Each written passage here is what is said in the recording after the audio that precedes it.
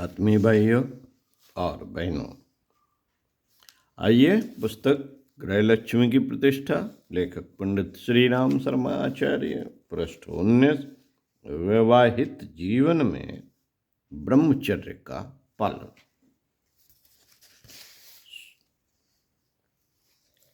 पढ़कर सुनाते हैं आपको, सुनते हैं। अविवाहित रहकर ब्रह्मचर्य का पालन करने के समान विवाहित होते हुए भी ब्रह्मचर्य का पालन करना संभव ही नहीं, वरन बहुत हद तक सुगम भी है। जो लोग विवाहित हैं उन्हें समझना चाहिए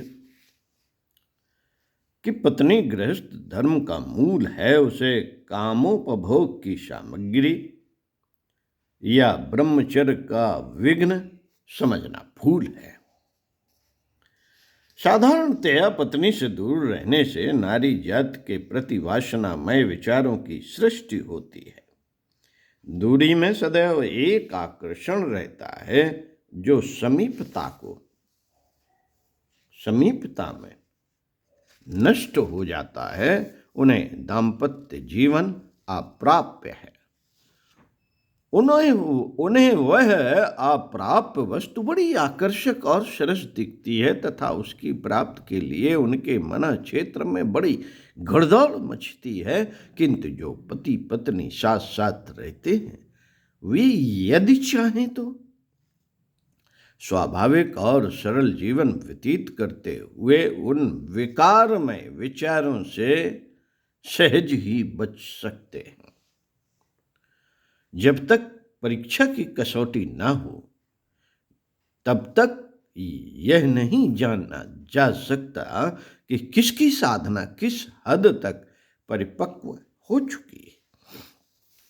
जो लोग अविवाहित रहकर ब्रह्मचर्य का पालन करते हैं उनकी निष्ठा किस हद तक परिपक्व हो चुकी है इसका ठीक प्रकार पता नहीं चलता।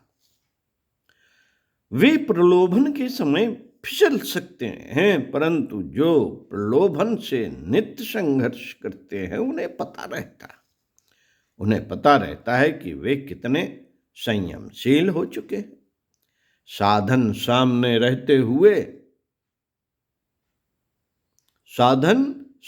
रहते हुए भी जो त्याग कर सकता है उसी का त्याग परीक्षित है। अभाव को त्याग मानकर संतोष कर लेना एक कच्चा आधार ही रहता है। पति पत्नी यदि वासना पर विजय प्राप्त करते हुए संयमशील जीवन बिताएं तो वासना के स्थान पर एक अत्यंत शक्तिशाली आध्यात्मिक तत्व का आविर्भाव होता है जिसे पतिव्रत कहते हैं।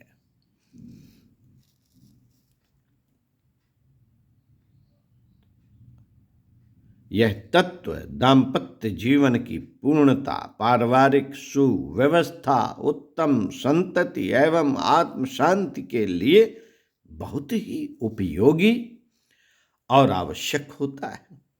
यह तत्व मानव जीवन की एक अपूर्णता को पूरा कर देता है।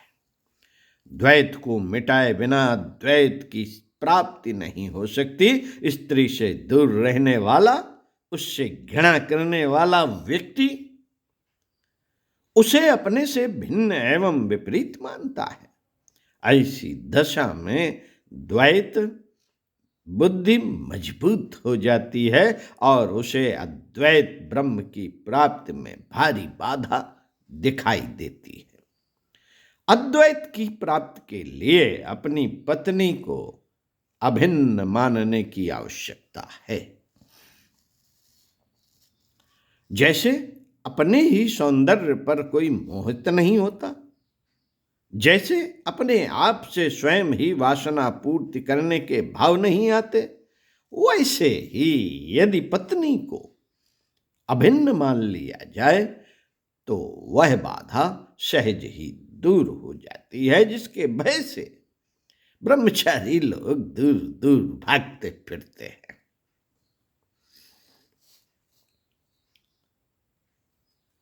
अपनी अर्धांगिनी को अपनी अर्धांगिनी को आत्म रूप समझना अद्वैत तत्व की प्रारंभिक साधना है। इसमें परीक्षित हो जाने पर आत्म भावना का विश्वव्यापी विस्तार करना सुगम हो जाता है। साथियों, शुद्ध प्रेम को परमात्मा का प्रत्यक्ष रूप कहा जाता है। वह प्रेम नर नारी के पवित्र मिलन से सुगमता पूर्वक और अधिक मात्रा में उत्पन्न होता है। माता का पुत्र में, बहन का भाई में, पति का पत्नी में जितने विशुद्ध प्रेम का उद्वेग होता है, उतना पुरुष पुरुष में या स्त्री स्त्री में नहीं होता। प्रकृति ने उभय लिंग के प्राणियों के सम्मिलन में एक सहज प्रेम धारा छिपा रखी है। यदि उसे स्वार्थ पड़ता या वासना से दूषित न किया जाए तो प्रकृति प्रदत्त एक स्वर्गीय निर्झरणी के अमृत जल का रसास्वादन हर आत्मा कर सकती है। यह समझना भारी अज्ञान है। यह समझना भारी अज्ञान है कि काम सेवन से ही दाम्पत्य प्रेम बढ़ता है। भारी अज्ञान। सच बात तो यह है कि संयमी आत्मा ही प्रेम को उत्पन्न कर सकती है और उसके रसास्वादन का आनंद ले सकती है। काम को मनसिज कहा है। यह विकार मन में उत्पन्न होता है और यहीं से संहार लीला प्रारंभ करता है। मन से यदि काम चिंतन करते रहा जाए और शरीर से ब्रह्मचर्य रखा जाए तो उसका कोई विशेष लाभ न होगा, क्योंकि मन में उत्पन्न होने वाली वासना से मानसिक व्यभिचार होता रहेगा और आत्मिक बल संचय न हो सकेगा। इसके विपरीत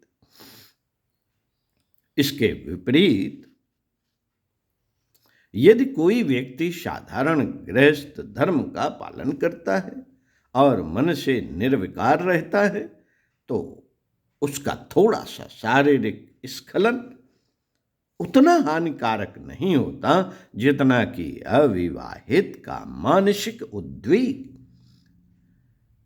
यों शारीरिक और मानसिक दोनों ही प्रकार का संयम रखा जाए तो सर्वोत्तम है।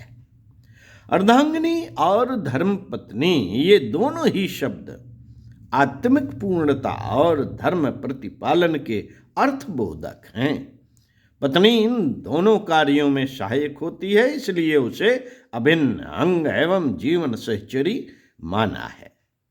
कामनी, रमणी, रूपसी आदि की विकारग्रस्त दृष्टि स्त्री के प्रति रखना नारी जात के प्रति अपराध एवं अपमान व्यक्त करना है।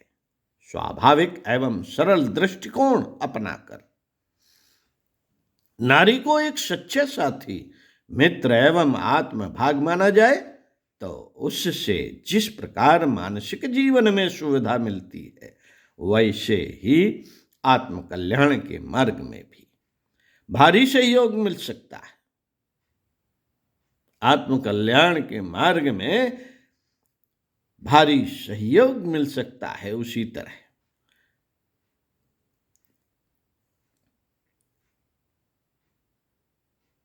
स्त्री ब्रह्मचर्य की बाधा नहीं।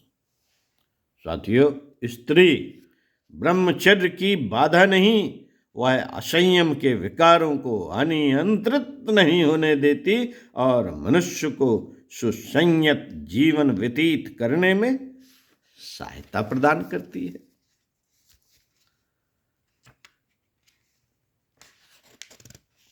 ओम शांति। चिंतन मनन का विषय आपके लिए अगले वीडियो में इस पुस्तक के बचे हुए पैरा पत्नी का सदैव सम्मान कीजिए और दूसरा पैरा है स्त्रियोचित शिक्षा की आवश्यकता।